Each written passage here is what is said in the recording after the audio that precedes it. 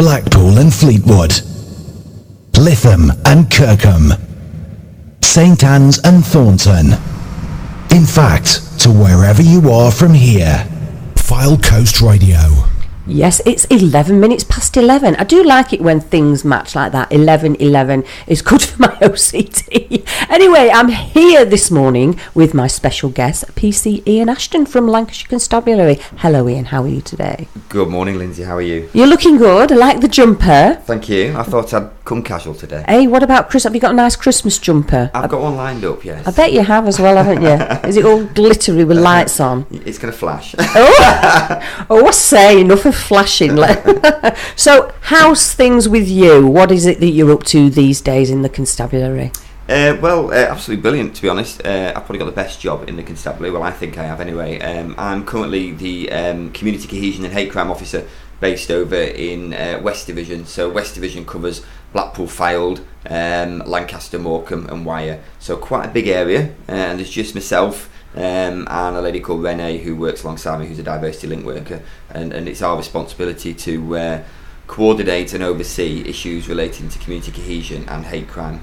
What does community cohesion actually mean for the layperson? It's all basically about communities working together and making sure that communities get on and there's no tensions between communities. So quite often, for instance, if you think about incidents such as the Manchester Evening News Arena incident, we would normally see an increase in hate incidents and hate crimes following something like that. Right. Because people have misconceptions around who may have caused those sort of issues. So we see an increase in that, and then that can also cause community tensions between certain communities. So it's our job to sort of engage with those communities, work with them, and try and get people to integrate better. How do you do that? I mean, it must be a really difficult thing to do. How do you get communities to sort of talk and sort of see each other's differences? It's just about going out there really and meeting with them and speaking with them and sort of encouraging them to get involved in other groups, organisations and stuff to break down those barriers and get them to work together. And it's quite rewarding when you do that as well. Yeah. So do you sort of go to leaders of, or so-called leaders of communities, or people that are influential, and speak to them? Yeah, one of our main roles for the constabulary is to make sure that we've got the key contacts within sort of the Blackpool Fylde and the area we cover. So we link in with the mosques, churches, LGBT groups, disability groups. We sit on a number of forums as well where we sit and talk to other leaders and stuff like that, so we can make sure we know what's going on and they understand what's going on from our side as well. Yeah, so I guess it's a two-way process then, so they can go back and take your messages out to the wider community, and also they can feed back into you maybe what's going on and how people are feeling. Yeah, and the other way we do it as well is we have what's called an independent advisory group. So we have an IAG which is based in Blackpool and one in Lancaster, which basically sort of recruits members of the public who have got specific knowledge and experience around specific communities and backgrounds, and they come and meet with us and help us to work with those communities. So if we're running an operation within a certain community or that might affect a certain community, they'll advise us and support us around that. And they'll also scrutinise some of the work that we do around neighbourhood, early action, that sort of stuff as well. I guess it's kind of reactionary as well then. So like you say, something like the MEN Arena attack happens, then it can be spontaneous as that really, and it could be like, within hours of something happening that things will start to go wrong. Yeah, we link in sort of on a local and national basis. So certainly when certain incidents happen, we have a national community tensions team who are based in London, and they will make contact with us and ask us to do specific things around engaging with communities. Generally speaking, as soon as something happens, we're pretty good that we know we're probably going to get a request in, and we start doing the work anyway. So if you think about things like the Orlando incident that took place a couple of years back, the work I did that week, I had to engage on behalf of the force with all LGBT venues in Lancashire, get involved with them, make sure they were all right, make sure there were no issues, and I also attended a number of vigils at that time to show Lancashire Constabulary's support to that community, to say that that we do understand what's going on and we're there to support and protect them. I've seen, I'm a bit disappointed really, because I've seen some negative images they're actually positive images of police officers engaging in this type of activity like vigils or engaging with the Muslim community. There was also one of some police officers on bumper cars having a bit of a laugh at a community event, and the press was really negative about it, saying, why are they doing this? What's the point of it? And what's your view on that? I was a bit disappointed really.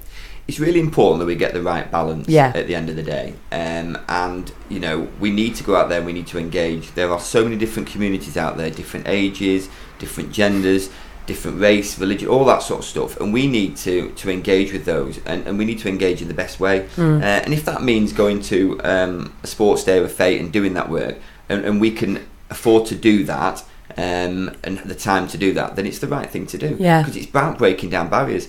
People, you know, forget that, you know, we've had lots of, you know, significant things that have happened nationally many years ago. The Stephen Lawrence murder that happened down in London. You know, very tragic. We're still dealing with that over 20 years on.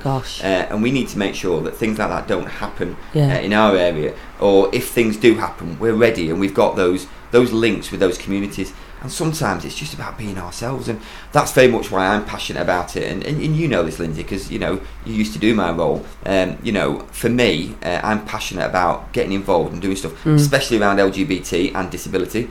LGBT because I'm gay, and disability because I've got a disabled son from when I was married. So I'm passionate about those areas, and I think it's really important that when you've got that knowledge and experience, that you bring that and you're able to be yourself. And I know a few years back, probably as police officers, we probably weren't allowed to be ourselves. No. And actually, we need to get over that, because we're never going to have a constabulary that represents communities if I can be gay when I'm off duty, but I can't be gay when I'm on duty. You know, and as communities, a gay community, you know, there's different things around us, and other communities are the same.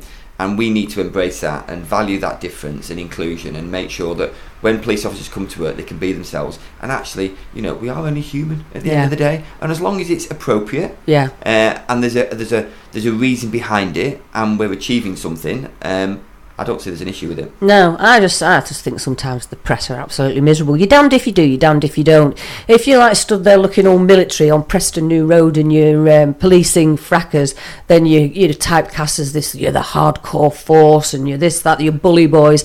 And if you're on bumper cars engaging with the community, then you're too soft and you should be doing your job. It's one of them, you're damned if you do, you're damned if you don't, isn't it? Yeah, it's about getting that balance, you know, and we've done a lot, especially around LGBT, and I know sort of nationally there's been a lot of issues and flack with us about, you know, we've introduced sort of the rainbow cars that we've got in sort of across our constabulary, but those cars are out 24/7. They are just a normal immediate response vehicle. We've just liveried them up different, and you know, we're looking at doing it with other areas now. So we did an LGBT one, we've got a trans bi one, we've now got a hate crime one. So that just talks literally about all strands of hate crime. That's based over in the east side of the county, and we're now looking at that. Actually, why haven't we done this before? Well, you know, we can do this around CSE, child sex awareness, domestic abuse. We can put this stuff on police cars to raise awareness around these issues and highlight them to people, and sort of the LGBT and the hate crime ones, so encouraging people from those communities to come forward, because unfortunately we know statistically that there is an underreporting of hate crime in all strands, but in particular around the LGB and the trans, and it's just a way of telling people, actually, we embrace this, we value this, come and report it to us, don't be frightened, we've moved on. I guess it's a good way of putting that message out. I mean, obviously social media is very powerful, and all the rest of the type of websites that we use, like Lancashire Constabulary's own website, but if you're actually walking down the street and you see a car going past with that message, it might be like a subliminal message that impacts on you, and you think, actually, I can approach these people and I can report what's happened to me, or let them know some information that I have that might be relevant. And people always focus on the negatives. They'll focus on, well, how much does it cost? It doesn't cost us any more than what we would, so we get the car as a white car, and we livery it up. So we can either livery it up as a Battenberg car, or we can livery it up with something else. And what we've done is we've just changed the back end of the cars, so the front end still looks like a police car, the back end have got the advert on around that. And actually we've had so much positive press around it, and we've been inundated with it to go to events and stuff. But the point for us is, we didn't want it as an events vehicle. We wanted it to be out on the road 24 hours a day, responding to incidents. And as police officers drive it that I thought wouldn't want to drive it, and they do. And they go to jobs and they turn up, and then people will ask, well, what's this about? What does that mean? And you've got the conversation straight away, and then people are going away, as you say, thinking, oh, actually, I know someone who's a victim of that. Maybe I might get them to report it now. And that's what's really positive. Yeah, no, I agree with you. I just think sometimes the press are just miserable. That's what I can say. Hey, it's the budget today, you know. It is. Right, do you know what? I want to tell you what's happened to me, right? So I'm a bit lazy and I don't like cooking jacket potatoes. So I go to Tesco and I buy the ready cooked ones. Very lazy, I know. And they have been £2.50 for two. They're quite big jacket potatoes with cheese, £2.50. Do you know, I went in yesterday. They've gone up by 8%. Gosh. £2.69. 8%. So I'm dreading this budget today. That's a big hike, isn't it? They might reduce them ready for Black Friday. They might come down again. Oh, I never thought. Oh, flipping heck, I bought 2 lots as well. Yeah, I just thought to myself, the cost of living has gone up 8%. That's just for Miss Spuds. I know it's not a police matter. I'm not going to down 999 and report it, but I just wanted to just let you know. Anyway, well, I'm glad you're here because I knew you were coming in. So, do you like, what are these, dark chocolate digestives? Well, I do, but I'm on a big health kick at the moment. Yeah. I started in January and realised how big I'd got and how many chins I had.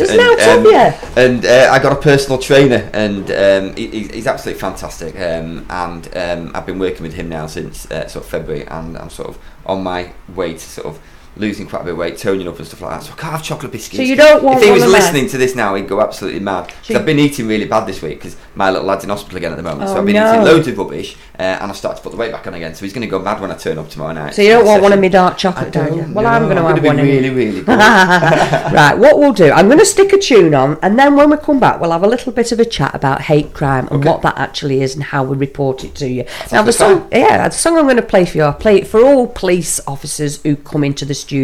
And it's to show my support for you and what you do, and also the listener's support. It's called You Still Put the Uniform On by Holly Cahill. I'm going to have a couple of bickies while it's on. Back shortly.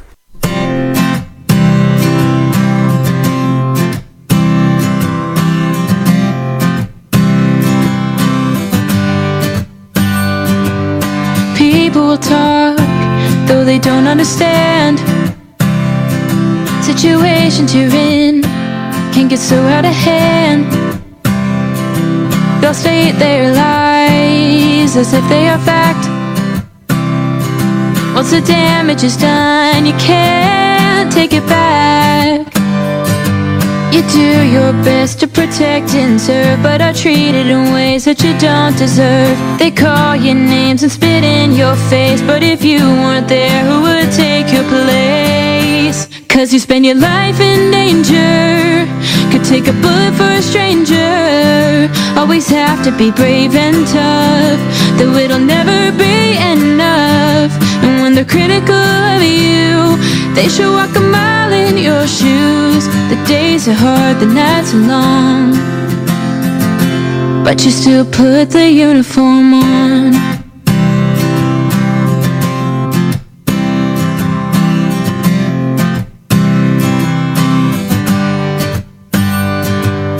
Come home from work and kiss your kids on the head.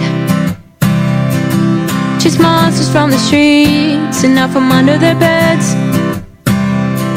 What they don't understand is that you're human too, just trying to survive, got a family counting on you.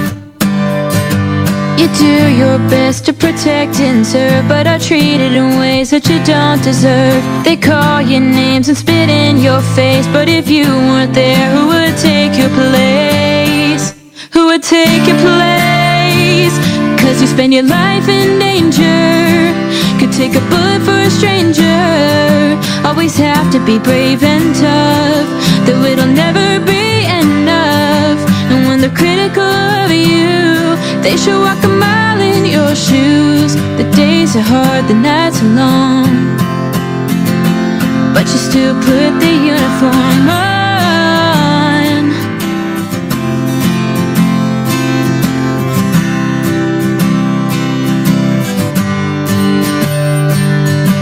Too many gone, too many lost. Is it all worth it? What is the cost?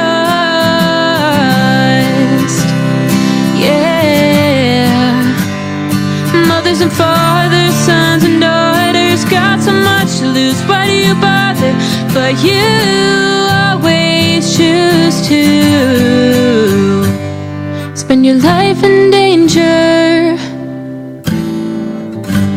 Take a bullet for a stranger. 'Cause you spend your life in danger, could take a bullet for a stranger. Always have to be brave and tough, though it'll never be enough. And when they're critical of you, they should walk a mile in your shoes. The days are hard, the nights are long, but you still put the uniform on. You still put the uniform on. You still put the uniform on. You still put the uniform on.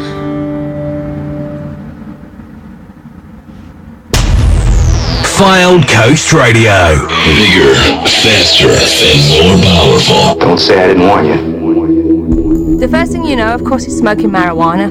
It quickly escalated, and within a few months, it went to cocaine and straight to pills. I forgot how to live life. I forgot how to enjoy life. I got wrapped up in something that is false. That's when I came to Narconon. I've been off drugs now for 9 years, and I wouldn't swap it for anything. Call Narconon today at 01435 512 460. 01435 512 460. Lindsay Knott's Live. Fun, fresh, and fabulous. Stay tuned to Filed Coast Radio. Yes, it's 11:27. I'm here till 12 noon, and I am here still with my special guest today, PC Ian Ashton from Lancashire Constabulary's Community Cohesion Unit. Well, you didn't have a biscuit, you didn't succumb, did you? I didn't, no. Well, very good. Mr. C just popped in the studio. Mr. C does his show 2 till 5 on a Wednesday. He's just had your biscuit, so it went to a good home. Now then, before the break, we were talking quite a lot about community cohesion, what that is, how you achieve it, about different sort of engagement activities you do. So I'd like to just move on now and talk a little bit about hate crime, if we may. Yep. So can you tell us what a hate crime is? How would you define it? What's the difference between that and, you know, Joe Blogg's crime? What's the difference between the hate crime and the other ones? So any crime can be a hate crime, right? And what turns into a hate crime is basically where the victim or any other person, and it can be anybody, perceives that the crime has been motivated by prejudice or hostility against them, and that can be for 5 different reasons. It can be because of their race, their religion or belief, their disability, their sexual orientation, or their transgender status. Right. Oh gosh. So basically, you could commit a theft. Yeah. And if someone's racist whilst they're committing the theft, they say something racist to somebody. Right. Then you've got a theft, but you've now got a hate crime because there's been a racist comment been made as part of it, in the purpose of doing it or something like that. So what about if you're in Blackpool and you're leaving, say, one of the gay nightclubs and you're attacked, and you believe personally it's because you've come out of a gay club? Would that fall into that category? Yes, it would. Yeah, because it's about perception. That's where we're quite unique. It's about your perception as the victim. So even if they didn't say anything to me and I just thought they've done that because I've walked out of Flamingo, have you? You would class that as a hate crime? Yeah, we would class that as a hate crime because you perceive it to be. And it can be anybody's perception as well. So it could be, we do have jobs where the sort of police get called out. They might go and speak to a lady who's in a wheelchair. She's having loads of issues outside with kids, antisocial behaviour, something like that. And they might think it's antisocial behaviour, but when we talk to that lady and we get more information, we might perceive as a police, well, actually, we think you might be retarded because you're disabled. And then we may record that as a hate crime, whereas they might not believe it is or think it is. And that's one of the biggest issues for victims, really. A lot of people don't understand what a hate crime is, and that's why they report it. And it's about having that confidence and trust to come to us and speak to us about it. But there are other options for people. So, for instance, the Police Crime Commissioner, Clive Gunshaw, has funded some work through Lancashire Victim Services. So across Lancashire we have a number of hate crime workers who are independent to the police who work. So in Blackpool we have a lady called Sophie Bell. She works under Horizon, which is an LGBT charity, but she does look at all elements of hate crime. So she's independent, but will take referrals of hate crime. Right. So they act as like a third-party reporting centre, and she will work with victims, take the hate crime, and then through them, if they're happy, we'll report it to us, and we'll work together and stuff like that. So there is that option for people. If they don't necessarily want to come to the police initially, they can do it through other means. But what we want to try and do is just sort of say, actually, we are here to help. We are here to support you, and we want people to come to the police and have that confidence and trust. What difference does it actually make, though? So if I was a victim of a robbery and it wasn't classed as a hate crime, and if I was the victim of a robbery and it was classed as a hate crime, what is the difference in the outcome? There is a difference, or there can be a difference, basically. As regards, there is some anomalies with hate crime legislation and law. So post the Stephen Lawrence, which we talked about earlier on, there were some racially, religiously aggravated offences which were implemented. There's about 7 different offences around that. So that allows for specific racially, religiously aggravated criminal damage, for instance. But we don't have that for the other elements of hate crimes, sexual orientation, transgender, disability, etc.